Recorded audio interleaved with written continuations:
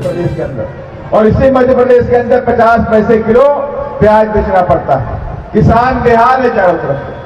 अभी बड़ी बारिश हुई, आप सब लोग किसानी में देख चलाया, लंबे जहां से मैं चला भोपाल से लेकर के इस दमोह तक, तो मैंने गेहूं के खेत देखे, हर जगह गेहूं होती है। और गेहूं के बाली के दौरान होली के समय भारी बारिश हुई, भयंकर ओले भी गिरे, मसूर गेहूं सब नष्ट हो गया। लेकिन उसके बाद भी सरकार की तरफ से कोई पैकेज नहीं दिखाया गया कि किसान बेचारे कैसे अपना जीवन यापन करेंगे, किसान कैसे अपना कर्जा बैंक को वापस करेंगे। इसके लिए सरकार के पास कोई योजना नहीं। और रही बात अत्याचार की, तो अत्याचार के मामले में आप सबको पता है कि मध्य प्रदेश में कितना अत्याचार गरीबों के ऊपर होता है, कितना अत्याचार दलितों पर होता है। आए दिन अत्याचार दलितों पर होता है, आए दिन अत्याचार आदिवासी भाइयों बहनों पर होता है। और यही नहीं, इसी मध्य प्रदेश के अंदर जहां यह प्रदेश, ये धरती है जहां पन्ना, हीरा, मोती से लेकर के कोयला, जस्ता, अमृत, लोहा निकलता है, इसी मध्य प्रदेश के अंदर धरती के ऊपर रहने वाले 16 लाख बच्चों को कुपोषण भी हो गया। 16 लाख बच्चे इसी मध्य प्रदेश के अंदर 2 वक्त की रोटी नहीं मिलती है, जिसकी वजह से उनको कुपोषण हो चुका है, माने कुपोषित हो चुके हैं, उनकी ग्रोथ रुक चुकी है, उनके दिमाग की ग्रोथ पूरी तरह से रुक चुकी है। ये सारे काम, ये सारी दिक्कतें मध्य प्रदेश में आपको देखने को मिलती है। और मध्य प्रदेश के अंदर मामा जी की सरकार, वो बोलते मैं मामा हूं, बोलते कि नहीं बोलते कि मैं तो मामा हूं। तो मामा कौन से वाले हैं? कहीं मथुरा वाले मामा तो नहीं हो आप? मथुरा वाला मामा भी था एक, ऐसे उसने भांजों को मारने का काम भी किया था सर। और आज जनता परेशान है, चारों तरफ से नौकरियां खत्म की गई। मध्य प्रदेश के अंदर सरकारी नौकरियों को धीरे धीरे खत्म कर दिया गया, और खत्म करके आउटसोर्सिंग के जरिए इन्होंने बाहर से लोगों को भरना शुरू कर दिया। इसलिए मैं आप सभी लोगों से कहना चाहता हूं, ये मध्य प्रदेश की धरती आपकी है, और आप यहाँ पर तमाम मेरे ओबीसी के भाई बैठे होंगे, और आप लोगों की लंबी समय से मांग है कि ओबीसी के भाइयों की संख्या 52% है मध्य प्रदेश के अंदर। लेकिन सरकार 52% तो छोड़ दीजिए, 27% रिजर्वेशन भी आज मध्य प्रदेश में ओबीसी को देने का काम नहीं कर रही है। और मैं दावे के साथ में कहता हूं कि जिस दिन बहुजन समाज पार्टी की सरकार मध्य प्रदेश में बनेगी, तो मानस सिंह कांशीराम साहब ने नारा दिया था, जिसकी जितनी संख्या बढ़ी उसकी उतनी भागीदारी। यही नियम होगा, यही नियम सभी के लिए होगा। और यह भी नियम होगा कि जो जमीन सरकारी है वो जमीन हमारी है। ये भी हम काम करेंगे। जिस तरह से उत्तर प्रदेश के अंदर 4.5 लाख एकड़ जमीन हमने पट्टे में देने का काम किया, गरीबों को देने का काम किया, चाहे वो एससी का हो, चाहे वो एसटी का हो, चाहे वो ओबीसी का हो, चाहे वो संत समाज का गरीब हो, अगर उसके पास जमीन नहीं है खेती के लिए, तो हमने सरकारी जमीनों में 4.5 लाख एकड़ जमीन हमने पट्टे देने का भी काम उत्तर प्रदेश में किया। ये सारी योजनाएं हम मध्य प्रदेश में भी करेंगे, क्योंकि बहुजन समाज पार्टी आपके महापुरुषों की विचारधारा पे चलने वाली पार्टी है। ये फूले साहब की विचारधारा पे चलने वाली पार्टी है, बाबा साहब की विचारधारा पे चलने वाली पार्टी है, साहू की विचारधारा पे चलने वाली पार्टी है। और इसीलिए ये तमाम विरोधी पार्टियां, उनको डर है तो सिर्फ और सिर्फ बहुजन समाज पार्टी से डर क्यों है? उनको डर लगता है बहुजन समाज पार्टी से, कहीं गलती से भी बहुजन समाज पार्टी सत्ता में ना आ जाए। बहुजन समाज पार्टी को रोको, जैसे भी रोकना है ऐसे रोको, लेकिन बीएसपी सत्ता में नहीं आनी चाहिए। अगर बीएसपी सत्ता में आ गई तब क्या होने वाला? कभी आपने सोचा कि अगर बीएसपी सत्ता में आ गई तो क्या होने वाला है? अगर बीएसपी सत्ता में आई तो गरीब की मोचों पर भी ताव आ जाएगा साथियों, गरीब की मोचों पर भी आएगा। किसान भी उसके साथ में कोई उत्पन्न करेगा तो किसान भी पीछे नहीं हटने वाला। कोई दलितों पर अत्याचार नहीं कर सकता है, कोई आदिवासियों पर अत्याचार नहीं कर सकता है, कोई हमारी बहू बेटियों की तरफ बात उठा करके भी नहीं देख सकता है। अगर हमारी सरकार आ गई तो प्रदेश के अंदर गुंडे मवालियों को मध्य प्रदेश से खदेड़ करके कहीं बाहर भेजने का भी काम करेंगे साथियों। एक भी गुंडे मवाली यहां नहीं रहेगा साथियों। ये सारे काम हम मध्य प्रदेश में भी करेंगे। और जो योजनाएं आदरणीय बहन ने उत्तर प्रदेश में लागू करने का काम किया, छत्रपति साहू जी महाराज साहब के लिए हमने तमाम वहां नगर बनाए, यूनिवर्सिटी का भी नाम रखा, और उनके सम्मान के लिए हम मध्य प्रदेश में भी ऐसे काम करेंगे। महात्मा फुले के सम्मान के लिए भी हम बहुत सारे काम मध्य प्रदेश में करने का काम करेंगे, और गरीबों के लिए भी काम करेंगे।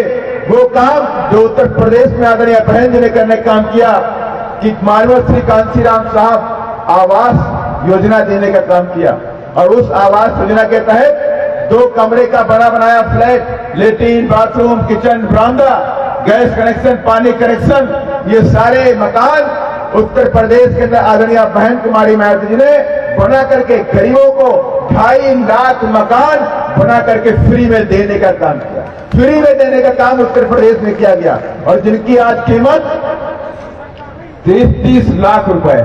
अब आप समझ लीजिए, 33 लाख रुपए के मकान आदरणीय बहन जी ने उत्तर प्रदेश में मानव श्री कांशीराम साहब योजना के तहत शहरों में, कस्बों में बना करके गरीबों को देने का काम किया। वो गरीब चाहे जिस जाति के हों और चाहे वो जिस बिरादरी के हों, किसी के साथ में कोई भेदभाव नहीं है। अगर वो गरीब है तो उसे मकान मिलेगा। यहां तक कि जो दिव्यांग है, जो शरीर से विकलांग है, उनके लिए भी मकान आदरणीय बहन ने उत्तर प्रदेश में देने का काम किया साथियों। ये सारे काम, सारी योजनाएं हम इस प्रदेश में लागू करने का काम करेंगे। और यहां भारतीय जनता पार्टी की सरकार है, इन्होंने 5000 सरकारी स्कूलों को बंद कर दिया। 5000 सरकारी स्कूलों को बंद कर दिया, और 25,000 सरकारी स्कूल और बंद करने जा रहे हैं। 25,000। मैं उनको बताना चाहता हूं, 2023 में जब बीएसपी की सरकार आएगी, तुमने 25, 30,000 बंद करोगे तो हम 1 लाख नए सरकारी स्कूल खोलने का भी काम, 1 लाख नए सरकारी स्कूल खोलेंगे, अच्छे से अच्छे टीचरों की भर्ती करेंगे, और बच्चों की पढ़ाई पूरे प्रदेश के अंदर फ्री करने का काम करेंगे। अगर बच्चा गरीब है तो उसे 1 रुपया फीस देने की जरूरत नहीं पड़ेगी। यही हमारे महापुरुषों की विचारधारा है, यही विचारधारा हमारे बाबा साहब की है कि शिक्षा फ्री होनी चाहिए, इस देश के अंदर शिक्षा फ्री होनी चाहिए। और ये बात बाबा साहब ने अपने संविधान में लिख करके भी दी। और यही नहीं, बाबा साहब ने यह भी लिखा कि गरीबों के बच्चों की देखभाल सरकार की जिम्मेदारी होती है।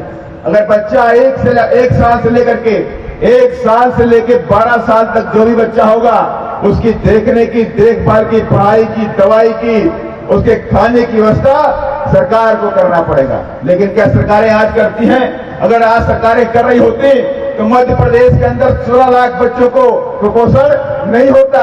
ये यहाँ की सरकारें ये आपके पैसे को खाने का काम करती हैं। वहां बैठे बड़े लोग आपके खून पसीने कमाई को वहां पे भ्रष्टाचार के जरिए खाने का काम करती हैं। और अभी खरे जी गाना भी गा रहे थे, जी तो खरे जी इन्होंने गाना गाया कि रद्दी लोग सत्ता में बैठ गए। बैठे कि नहीं बैठे?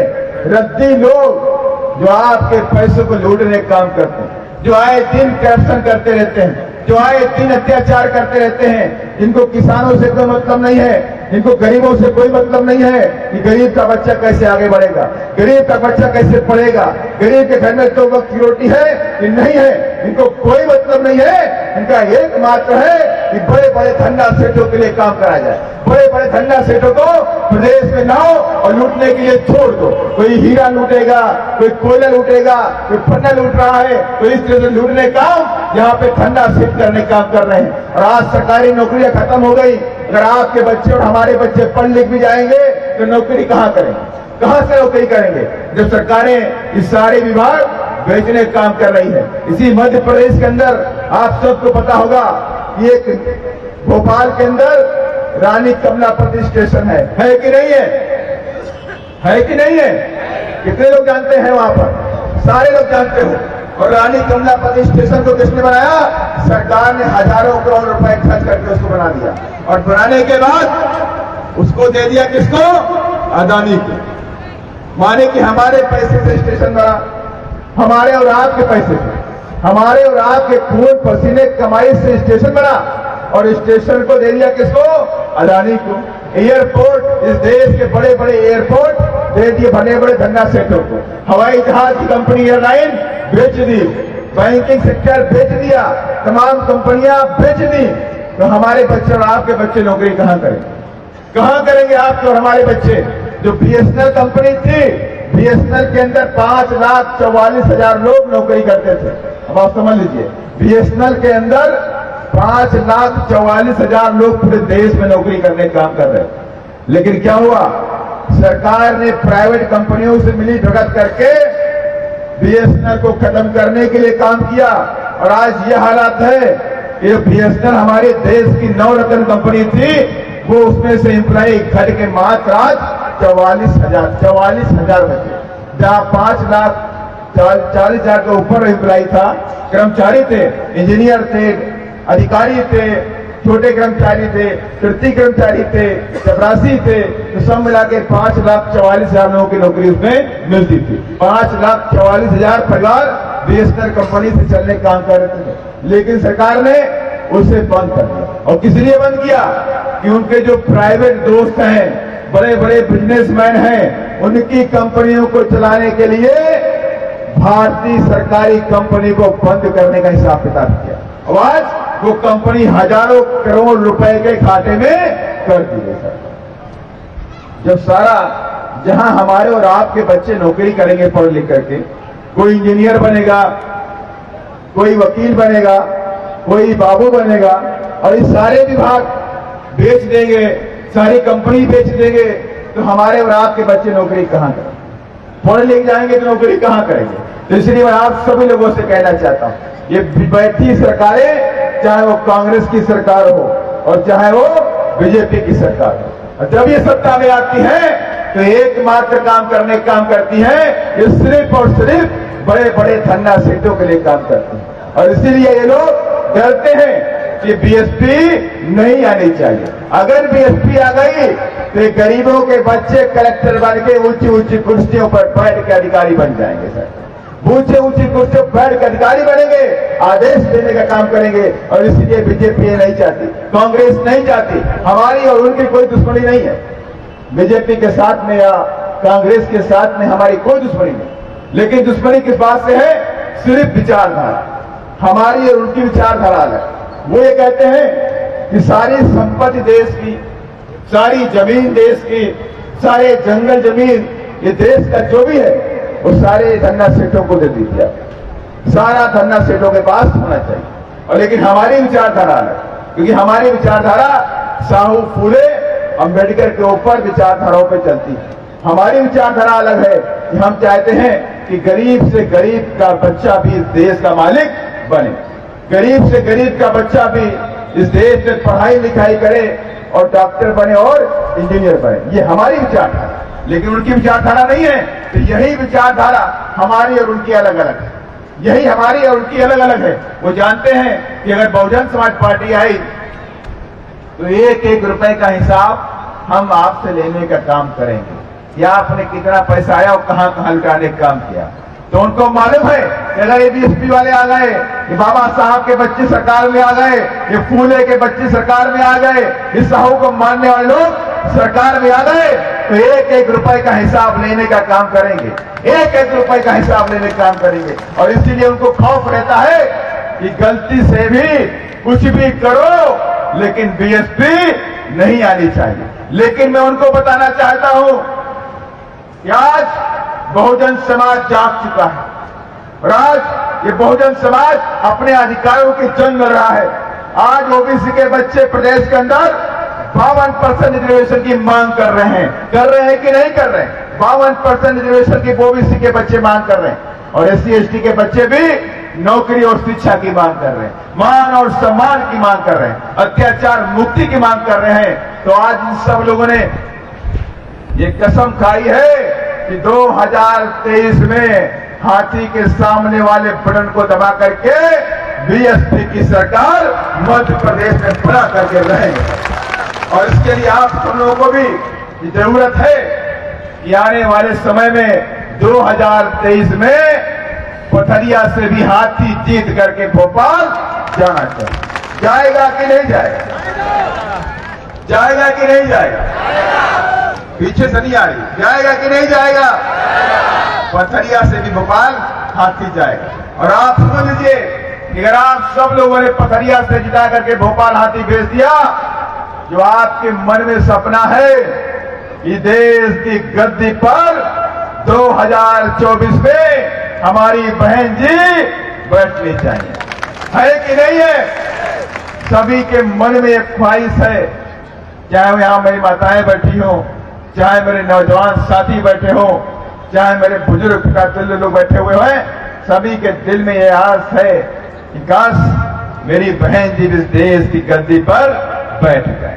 तो बैठाने के लिए इस बार आज से ही मेरे बच्चों, मेरे नौजवान साथियों, नीला कफन बांध लीजिए और नीला कफन बांध के सत्ता के महासंग्राम को जीतने के लिए जंग की तैयारी कर दीजिए सर। ये सत्ता का महासंग्राम होने वाला है और इस सत्ता के महासंग्राम को जीत करके लाना है।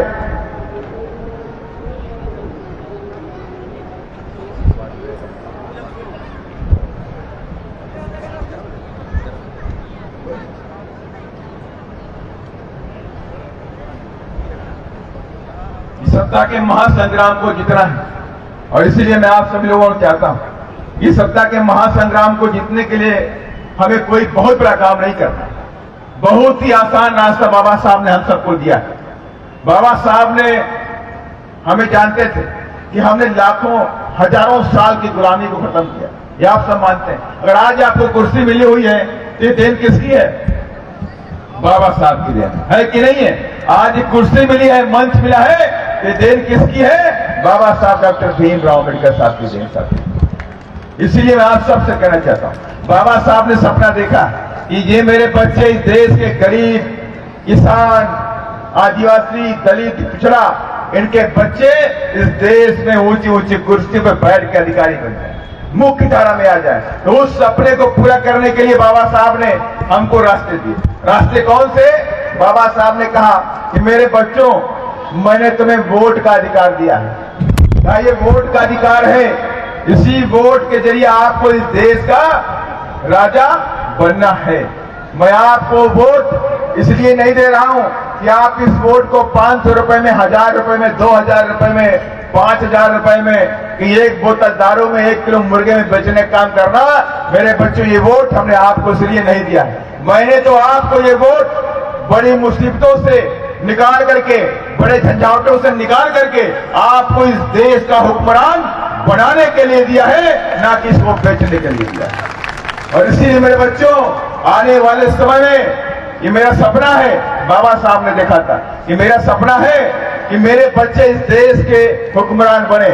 और आज तक ये सपना बाबा साहब का सिर्फ उत्तर प्रदेश में पूरा हुआ, सिर्फ उत्तर प्रदेश में पूरा हुआ कि जहां पर बाबा साहब की विचारधारा के तहत माननीय श्री कांसी राम साहब के अथक प्रयास से आदरणीय बहन जी के संघर्ष की वजह से आदरणीय बहन जी 4 बार मुख्यमंत्री उत्तर प्रदेश की बनी कि नहीं बनी। और इस धरती के अंदर आज तक मध्य प्रदेश में बाबा साहब की, साहू की, फूले की विचारधारा आज तक यहां लागू नहीं हो पाई। और किस लिए लागू नहीं हुई? क्योंकि हम सत्ता में नहीं आ पाए। ये बाबा साहब की जन्मभूमि है और इस जन्मभूमि पर भी हम बाबा साहब की विचारधारा को आज तक लागू नहीं कर पाए। इसलिए मैं आप सब लोगों से कहना चाहता हूं कि 2023 में ये तैयार करके जाइए कि हम बाबा साहब की विचारधारा को इस प्रदेश में लागू करके रहेंगे और बीएसपी की सरकार यहां पर बना करके रहेंगे साथियों। और उसी दिन बाबा साहब का सपना जरूर पूरा होगा। और आपने 2023 में कुछ अच्छा किया तो 100% हम 2024 की जंग को भी जीतने का काम करेंगे। जो सत्ता का महासंग्राम होगा उस जंग को जीतने का काम करेंगे। और इन सब बातों के साथ मैं अपनी बात को खत्म करता हूं। जय भीम, जय भारत, धन्यवाद। बहुत बहुत धन्यवाद माननीय सांसद जी।